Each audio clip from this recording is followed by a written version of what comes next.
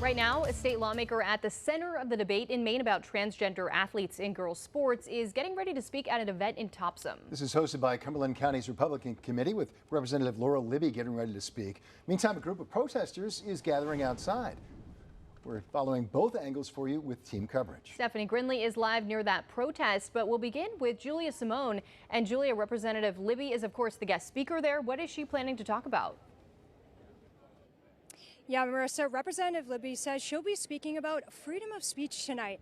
And organizers of the event say this is for people to, quote, rally around the ongoing fight to protect girls' sports and spaces, defend free speech, and uphold the voting rights of people in Libby's district. The event will be here at the Orion Performing Arts Center, Mount Ararat Middle School.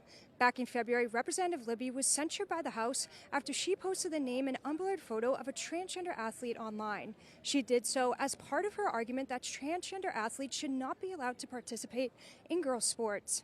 She was later given her vote back after a ruling by the Supreme Court in May. And Libby has often said this boils down to protecting girls' sports.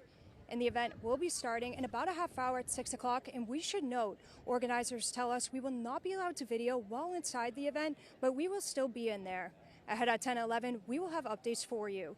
Live in Topsom, Julia Simone, CBS 13 News. Back to you guys. All right, Julia, thank you. And right now, ahead of that event outside, there are people there using their free speech to voice their dissent. That's where we find CBS 13 Stephanie Grinley, who continues our team coverage. And Steph, what are you hearing out there from protesters? Yeah, we're hearing outside. This is outside the Orion Performing Arts Center. Protesters are starting to gather. You can see their signs, a lot of them. They are against Laurel Libby's comments that have been made in the past months. We are joined live right now with Tony Gonsalves. You are one of the activists out here today, Tony. First of all, we talk about free speech. Laurel Libby maintains fairness and free speech. You're out here demonstrating free speech. What would you say makes your free speech different from hers?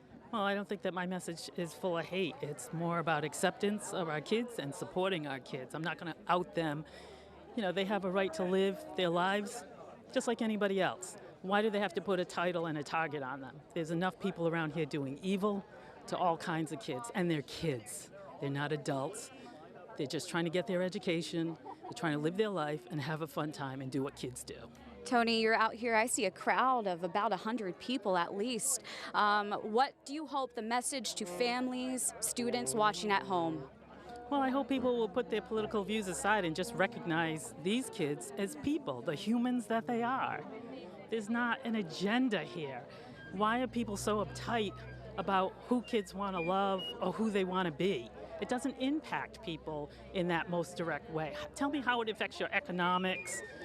If they want surgery, if they want anything, they want the same things that everybody else has. They're trying to get their needs met, their most basic human needs.